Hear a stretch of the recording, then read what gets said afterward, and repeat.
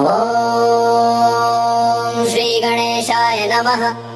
ॐ श्री हनुमते नमः। ॐ पंचमुखे हनुमते नमः।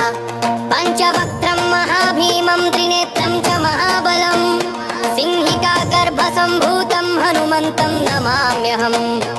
ॐ हं हनुमते रक्ष रक्ष सर्वतो माम्। ॐ हं हनुमते रक्ष रक्ष सर्वतो माम्। ॐ पूर्वे हनुमान् कपिमुखधारी रक्षतु माम्। दक्षिणे नारसिंह वपुर्मान् सदा पातु। पश्चिमे गरुडरूपवान् रक्षतु। उत्तरदिशि वराहरूप सदा रक्षतु माम्। पूर्वे हयग्रीवविग्रह पातु मे शिरः। अधस्तात् ब्रह्मास्त्ररूप पातु पादयुग्मं सदा मम। अष्टदिशि रक्षतु पञ्चवक्त्रः। स्वप्ने जाग्रति गच्छत पश्यतः शयानम्। पश्यन्तं हसन्तं चलन्तं सर्वदा रक्षतु हनुमान् महाबलः।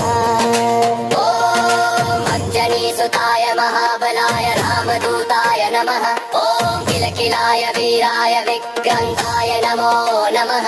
ॐ भूतप्रेतपिशाचादिनाशाय स्वाहा। ॐ हसिधाराकृशानुमत्कवचं मे हनुमान् स्थापयतु।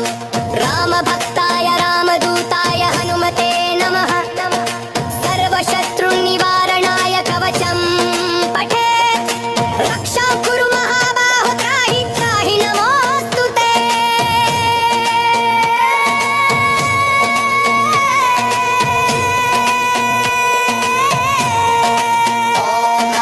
हनुमते नमः। ॐ हं हनुमते नमः। ॐ अग्निगर्भसम्भूतमारुतात्मजमुत्तमं श्रीरामप्रियं भक्तं वन्दे लङ्काभयङ्करं।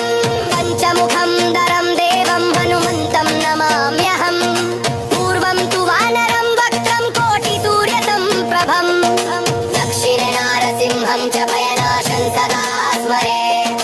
पश्चिमे गरुडं वक्त्रं वक्रतुण्डं महाबलम्।